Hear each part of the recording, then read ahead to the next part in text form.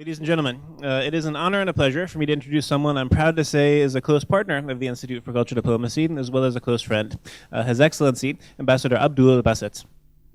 Ladies and gentlemen, His Excellency Ambassador Abdul Basit is presently serving as Pakistan's ambassador to Germany. Ambassador Basit is a graduate from Edwards College, Peshawar, and completed his master's degree in international relations from Quaid-e-Azam University, Islamabad, in 1981. He joined the Foreign Service of Pakistan in 1982. During his career so far, Ambassador has served in Moscow, New York, Sana'a, and as Deputy High Commissioner in London in the year 2003. Before taking up his first ambassadorial post in May this year, Ambassador Basit was serving as Pakistan's Foreign Office spokesperson in Islamabad, as well as Additional Secretary for Europe and the FODP. He has represented Pakistan at various international conferences and participated in important multilateral negotiations on arms control and security-related issues.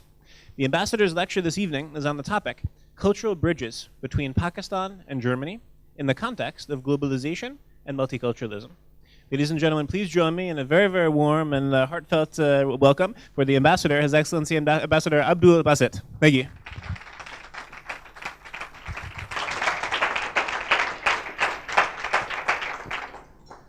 Thank you very much, and rest assured I will be all political this evening. Let me, before I dwell on the subject given to me, just give you a few thoughts on multiculturalism itself. When on 7 July 2005, terrorists struck London, I was Pakistan's Deputy High Commissioner there. And I think 2 or 3 days after that, those tragic bomb attacks,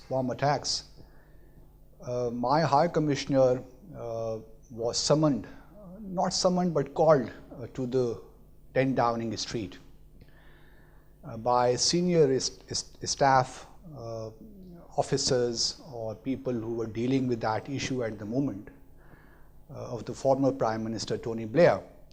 And the High Commissioner very kindly asked me to accompany her. So we went to 10 Downing Street, and to our surprise, we were told about first of all, we kind of, expressed our condolences to 10 Downing, and then the conversation continued. So it was pointed out to us by one of the advisors that most of terrorists who perpetrated that act were British Pakistanis. And the government of Pakistan had to collaborate with the British government in order to get to the bottom of the things. So my High Commissioner asked whether those terrorists whose names were being mentioned in the media were those of Pakistan origin or Pakistan heritage. Our interlocutors paused a little bit and then replied that most of them were of Pakistan heritage. Now here I'm trying to draw a distinction between Pakistan origin and Pakistan heritage. Then the High Commissioner replied that if those were of Pakistan heritage, then how Pakistan was really involved, or how you are asking us to really cooperate or coordinate with your authorities to get to the bottom. Because those young people, they were born in Britain, they were raised in Britain, they were educated in Britain.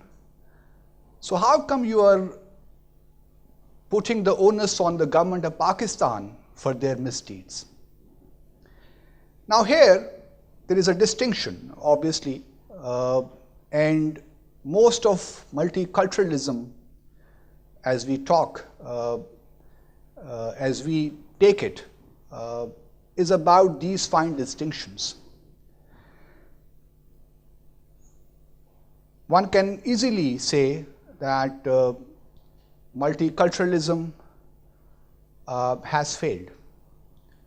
And we have seen that following that particular event, the British government immediately shifted its focus from multiculturalism to community cohesion.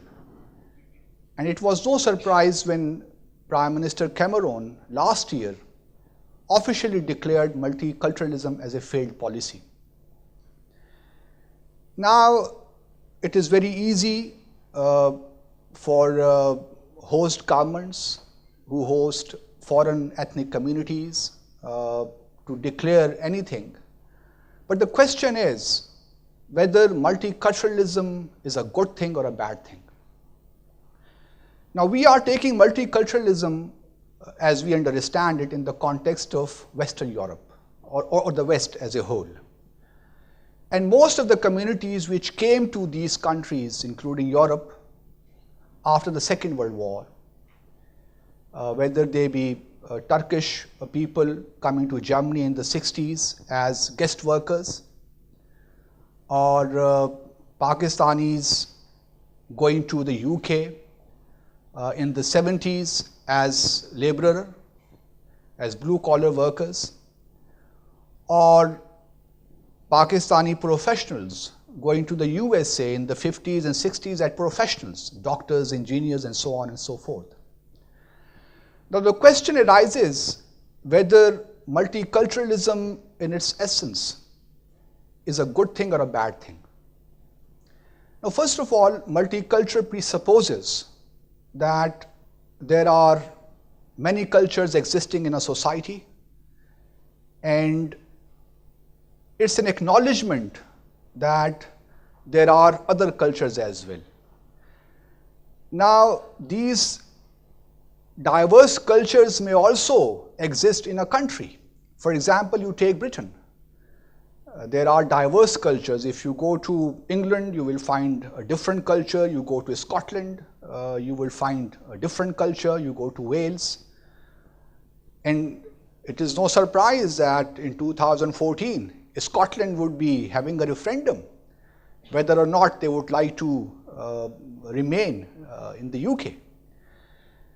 So there are diversities even within a society, but here we are talking about those ethnic minorities which immigrated to the West following the Second World War for economic reasons or for political reasons. There are many communities which have sought political refuge, asylum in these countries, and then there are refugees. For example, refugees from Afghanistan following the Soviet occupation in 1979 traveled around the world to seek refuge.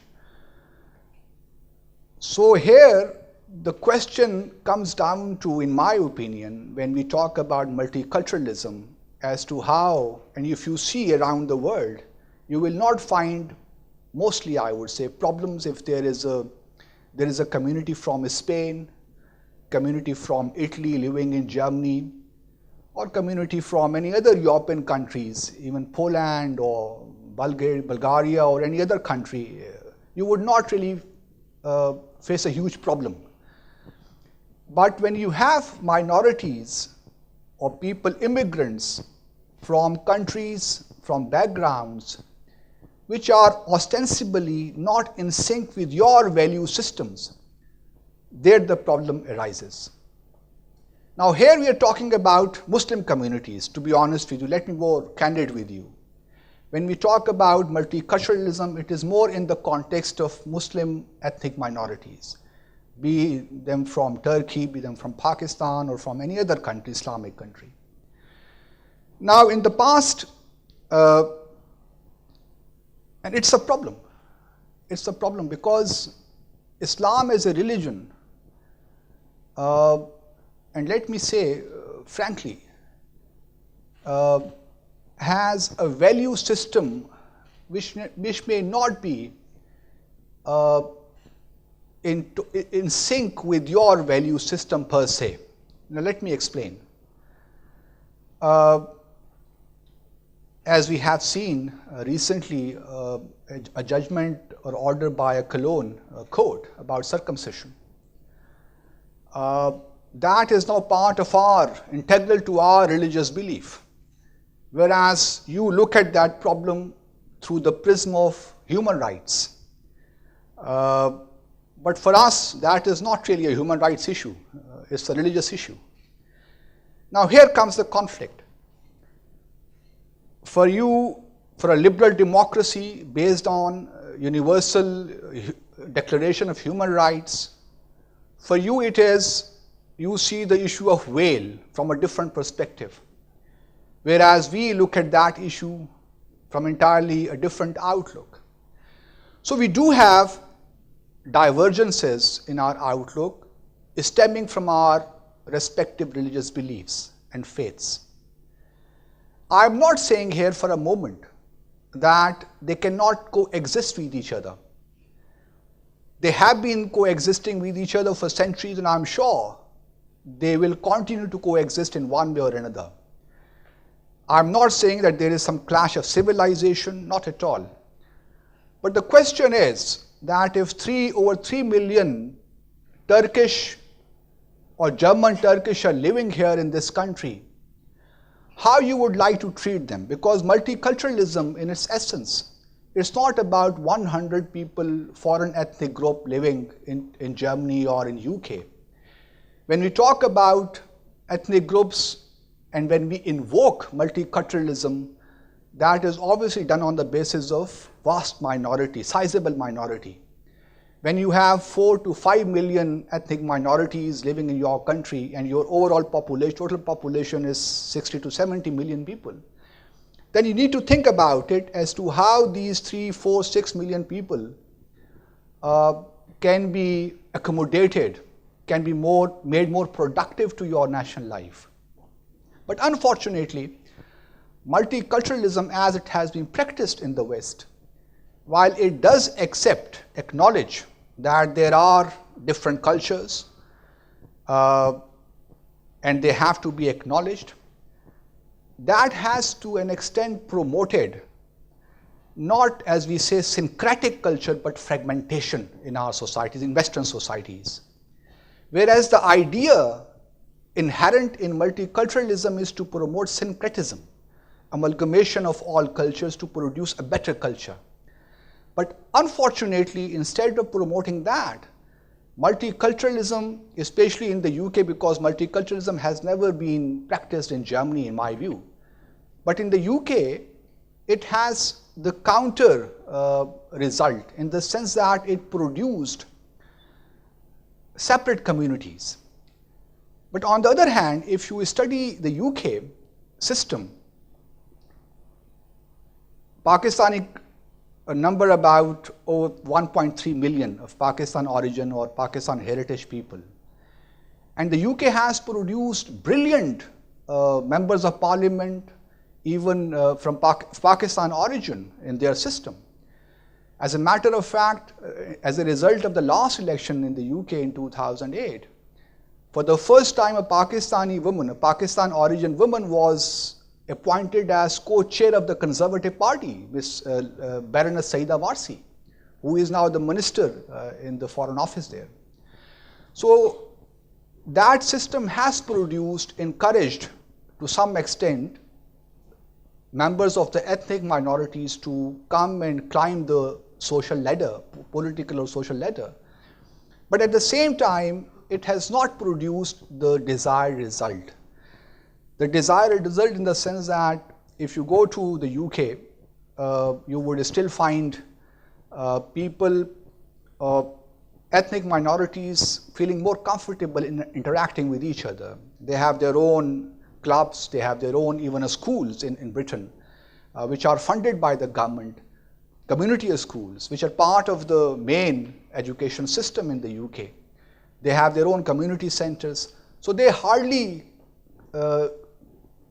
ethnic minority communities hardly come across with the majority, the mainstream community.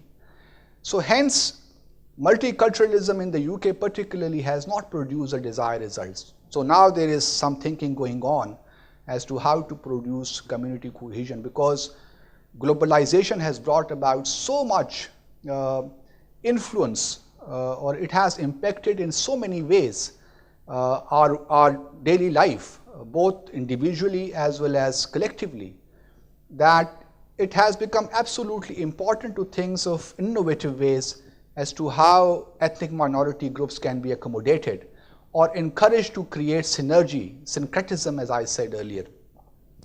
So this point I wanted to make because it is important in the context of understanding multiculturalism as it is being practiced.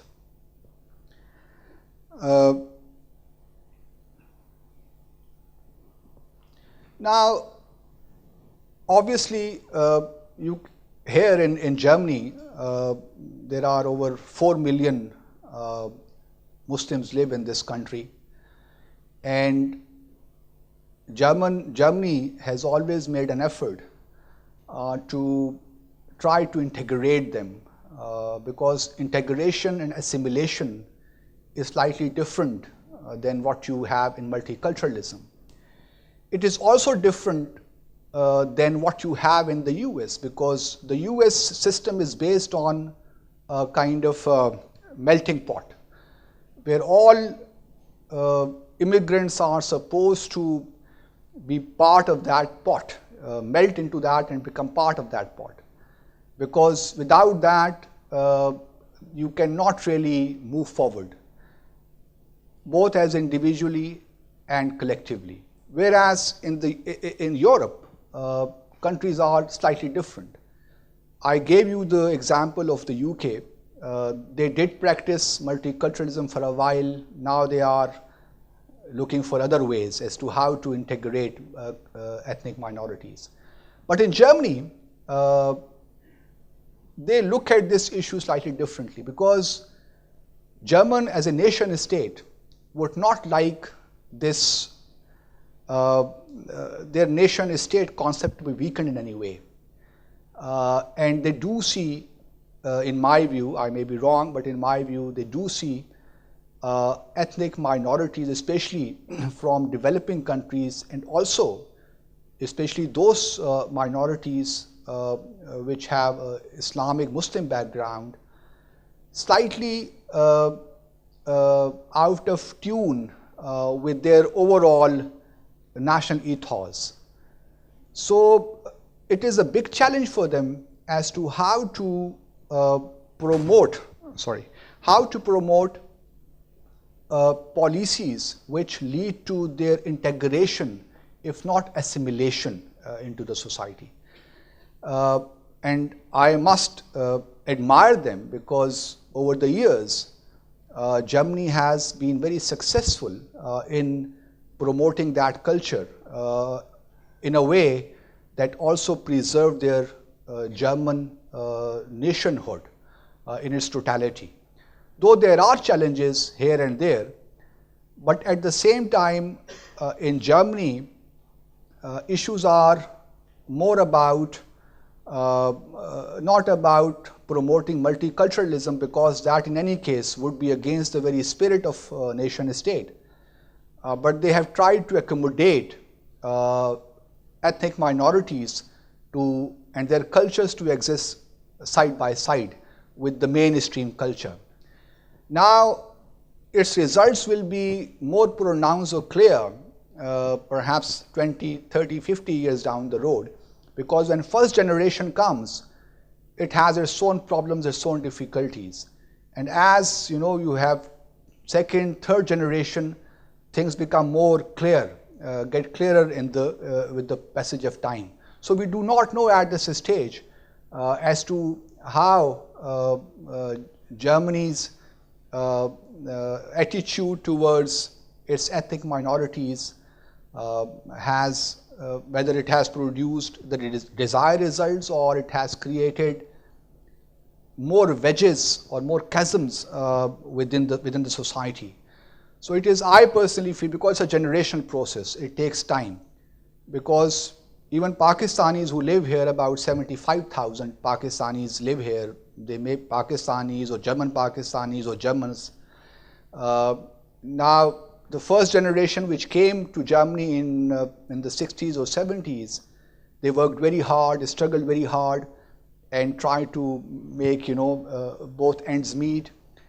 The second generation, they tried to put them to German schools, learn German, and tried to be part of the mainstream.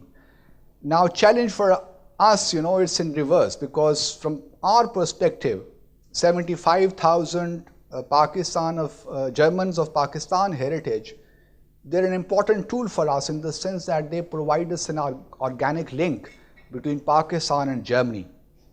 And the challenge as Pakistan's ambassador for me is how to keep the second and third generation in touch with their country of heritage, if not origin.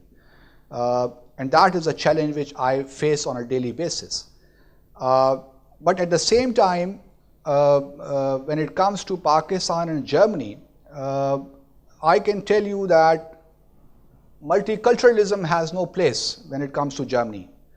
What we are trying to have is more cultural links between Pakistan and Germany, and to use our community, Pakistani community in Germany, to play a role in the sense to create more awareness of our culture and create more understanding here in Germany of our culture, of our difficulties, our problems, and to mobilize the Pakistani community to achieve that objective. Now, Pakistani community as a whole in Germany, as I said, originally came in the 50s, 60s, 70s, and they were mostly in blue-collar jobs. But now, as they progressed, the second and third generation are now they're different league. They are showing far better understanding of the mainstream, and they're trying to, if not integrate, at least interact with the mainstream. Now, the problem with ethnic minorities, including Pakistani community here, is that first of all, language barriers, now they're no more there, I would say, because all second, third generation German of Pakistani origin, they have been attending a school, so there is no problem. Language barrier is no more there. But still, surprisingly, Muslim minorities in the West, they tend to feel more comfortable interacting with their own people from their own ethnic background. And it doesn't surprise me at all when I see Pakistani restaurants here or Pakistani communities celebrating together their religious festivals like Eid or any other festival, or during the month of Ramadan. So those barriers are still there. And here it is also important to understand what mainstream community is doing to reach out to ethnic communities, minorities, because it is not a one-way street. It also depends on what the mainstream community is doing in order to understand the ethnic minorities in your respective countries. Unfortunately, I do not see much of an effort on that count in the West as a whole. You would not be surprised that following the 2005 bombing in London, there was a spate of visits to mosques in Britain by British officials, politicians, and that was a kind of temporary outreach program. They went to mosques across the UK to understand as to how people think, what people think, or Muslims especially think in the UK. But then it lost somewhere in the air. That whole effort kind of whittled down with the passage of time. So there is, unfortunately, I do not see any specific policy or sustained effort in the West to integrate and not assimilate, but integrate ethnic minorities, especially with Muslim, Islamic background, into the mainstream society. Those, I think, we're still struggling with ideas, with notions, and it will take some time for us to understand, because globalization has its own dynamics now. Whether you like it or not, people are traveling across continents. There are economic opportunities across continents, and these multinationals have created a new culture for us. You would find many Pakistanis working in Deutsche Bank or in Commerce Bank or other multinationals, Siemens, or you name anything. And because of economic reasons, they are either living in Germany or UK or any other European country. So globalization has its own dynamics, and they are creating opportunities. But on the other hand, they're also creating problems, because countries like Germany, with a very strong national sentiment, nationhood, they are creating some challenges for the country as a whole as to how to accommodate these ethnic communities without really impinging or weakening the national sentiment. And that is a challenge, and I do not know, I do not really have answers to these questions, but these are relevant questions which people ask, because if you promote, let's say, in Germany there is that is not the case, but in the UK particularly, because they did practice multiculturalism for decades, and there you find Pakistani school or Indian school or Bangladeshi school. You will also find even hospitals run along ethnic lines. You will find community centers, mosques along ethnic lines. So there is too much division along ethnic lines, and there is no incentive to mainstream themselves.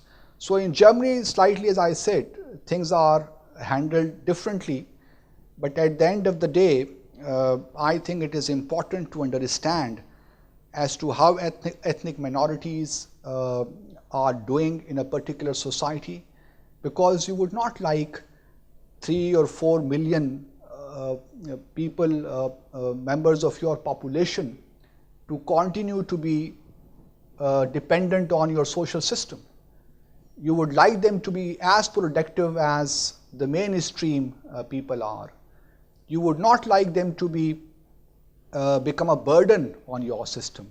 And that, I think, is important. You make them productive, to make them useful to society. It is important that we think through these issues and try to come up with some tenable solution. Multiculturalism, in my view, has failed. What we need to do is to promote interculturalism. Interculturalism is more about cultures interacting with each other, because that is a way not only to understand, not only to acknowledge and accommodate each other, but to understand each other. Because all our efforts to create super cultures have failed. You look at Britain, Britishness. What is Britishness? We do not know. That's why we still have problems when it comes to Scotland. Now in the West, there is an effort, in Europe particularly, to create a European identity. And we human beings are a strange creature, we have so many identities, layer after layer. Sometimes we identify ourselves with a football club, sometimes we identify ourselves with a city, sometimes with a country, with a region. So we have the capacity to transcend our innate biases and to identify ourselves with larger concepts.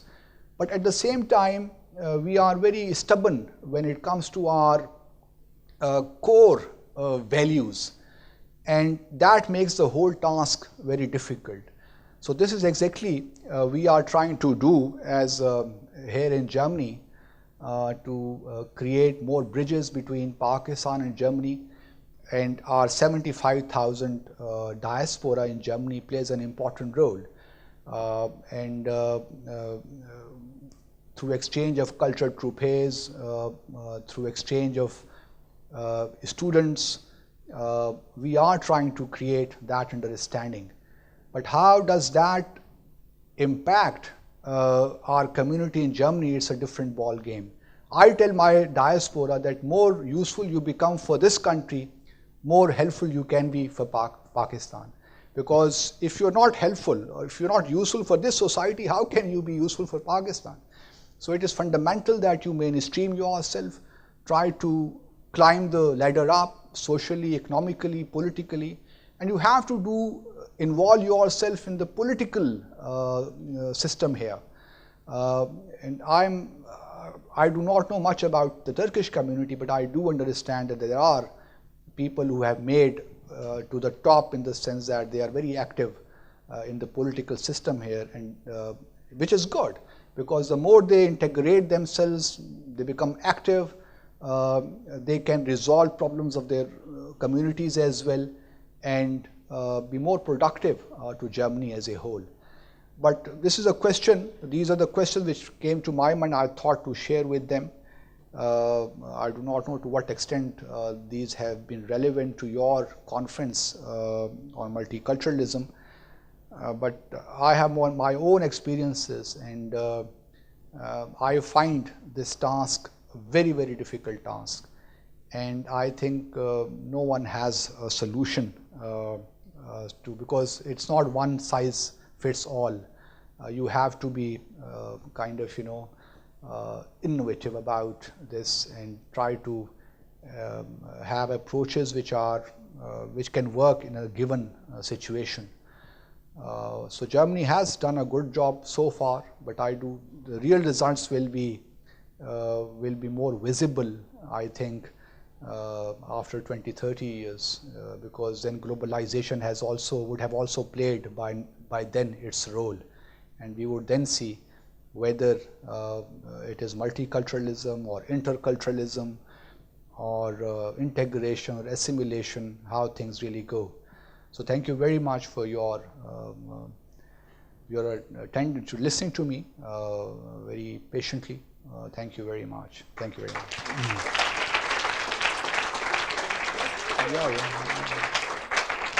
Thank you very much, Your Excellency. You actually unintentionally complimented very well with the speakers earlier today. We had two members of the German Parliament where we also discussed this debate, interculturalism as opposed to multiculturalism. Okay. So it actually fits in perfectly to the discussions we've had earlier today.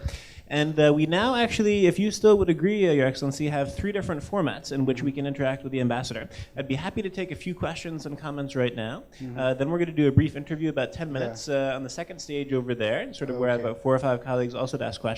And then at 6 o'clock, we have an interactive discussion where we'll be sitting in a circle. That'll be chaired by His Excellency Yasser Yakesh, and that would be a third opportunity, again, to engage in dialogue and questions. But before we move to the interview, I'd be happy to take at least 1 or 2 comments or questions from you. And as always, if you could briefly introduce yourselves when posing the question, please. Thank you. Your Excellency, thank you very much for your very enlightening presentation. It's my second time that I listened to you. I listened to you last week again here. You've touched upon many very, very controversial issues and concepts. And I'm really surprised to see that you're more optimistic than some German parliamentarian concerning multiculturalism here in Germany, because I see it differently, and they see it differently as well. Most German politicians think that multiculturalism in Germany has failed.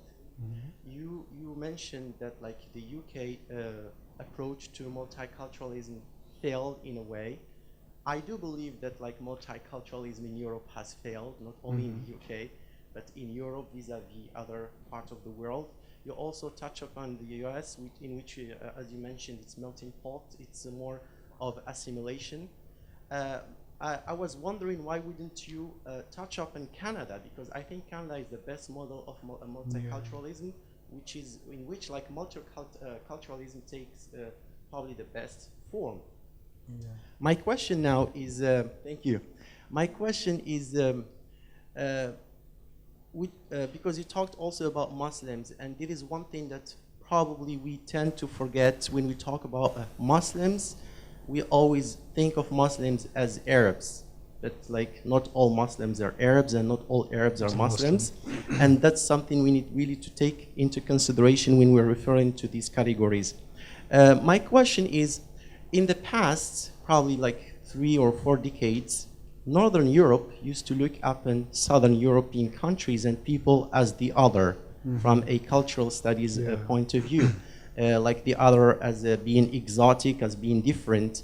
But then when they give themselves the chance to get to know them, then they found out there were a lot of similarities in terms of history, civilization, race, and culture.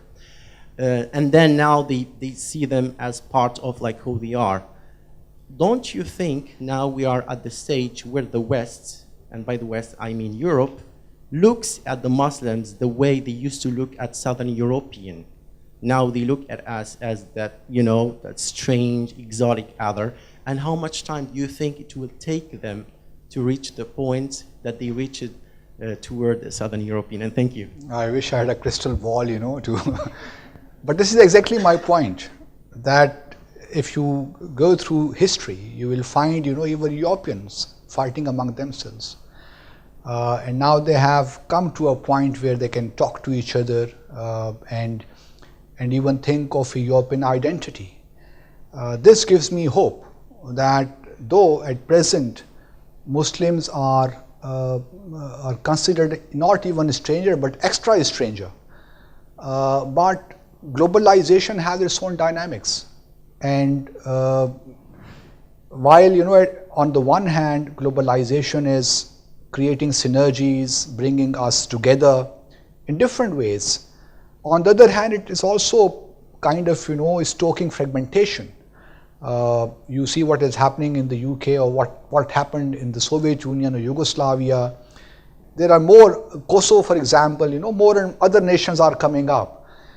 But globalization, in my view, eventually would create more understanding, mutual understanding about religions, about faiths, about cultures. And that gives me hope that if not, I said that multiculturalism is not the way forward, because multiculturalism helps create separate communities. So I would propose interculturalism, where cultures come together, they interact, they come across each other and understand each other. So that is the way forward. I do not know what is going to happen, but it's a long-term process. It's a generational process. It will take 20, 30 years to understand or to know as to how globalization has played a role in creating more understandings and creating an environment where different cultures exist, because we are all seeking harmony in diversity. Unity in diversity is a cliche, so I would not use that, and that is perhaps an objective which is elusive as far as I am concerned. But harmony in diversity, we can live side by side, understand each other, and try to to create eclectic culture, which is again a utopian thought, but still when we live together. For example, in the UK now, tikka masala curry or what, that has become a national thing, instead of fish and chips. So these are the things which can be borrowed from each other, and there is no reason as to why we shouldn't be optimistic about our world, because human beings, we are strange creatures, we have the capacity. I will give you one example. Following the floods in Pakistan in 2010, the spontaneous response in Germany was from the people of Germany. And they raised, within 2 days, they raised $300 million for victims in Pakistan. So human beings have the capacity to come together in times of crises. So one should be optimistic about our future as a whole. Additional questions or comments here? Okay. Thank you very much for your lecture. It was really interesting for me. And for me, my name is Artur, and I'm from Latvia, and I'm intern here in ICD. So I'm from Latvia. There, we also have minority-majority, of course, issue because of Russians and Latvians relations. And there we use usually a 4-concept model. It's integration. It's when both communities, majority and minority, wants to interact to each other. Then, of course, assimilation, when minority don't want to preserve their own culture, but want to cooperate with majority. Then marginalization, when they don't want to preserve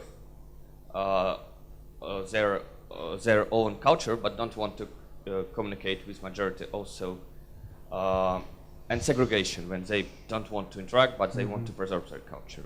Then now comes multiculturalism and interculturalism. Of course, multiculturalism is well, famous word, I know it, but for me it was synonymous for integration model.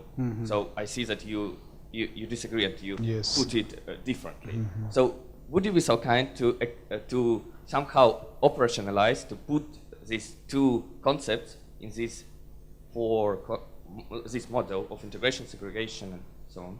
So what is this difference, shortly, to repeat maybe once again, clarify? So multiculturalism is different with integration, segregation, assimilation, and interculturalism. Yeah, multiculturalism is very clear, you know, because you acknowledge that there are different cultures existing in a society. And then the overall objective of multiculturalism may be to promote integration. But unfortunately, the empirical evidence suggests that multiculturalism has not promoted integration. Rather, it has worked contrary to the objective. For example, I gave you the example of the United Kingdom, where multiculturalism as a policy was adopted in the 70s and in the 80s.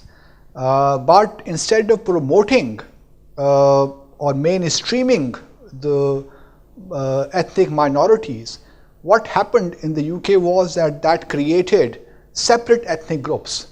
It encouraged separatism rather than integration. They have separate community centers, separate schools.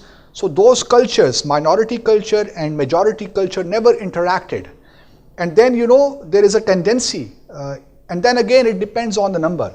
If you are 100 people, you know, living in a foreign country, then compulsions are different. But if you are in millions, then compulsions are different. Then you have the power, you think you have the power to preserve your culture and also inculcate that to your next generation. So then there are different compulsions at work. So integration is different from assimilation. Assimilation you see in the UK, in the US, they think it is assimilation, but there too I don't believe it is assimilation. But their concept is different because the entire American community is immigrants, you know, constitutes of immigrants. So their philosophy is totally different. But here in the in Europe, things are working differently. So integration means that you still kind of accept the reality of diversity in culture, but at the same time, and you allow ethnic minorities to be kind of, you know, to take pride in their culture and to practice it. But at the same time, you are also part of the mainstream. Now that is a difficult call. But in Germany, you see that has been put into practice in one way or another. So I'm more kind of, when I look at my community, which is 75,000 Pakistani diaspora, I feel very encouraged because over the last 3-4 decades, they have come a long way, especially in second and third generation. They are making attempts to mainstream themselves, to climb up the ladder, social ladder, to move incrementally, you know, up the ladder. So here there are different approaches at work, but I think we should be very clear in our head as to what do we want from ethnic minorities.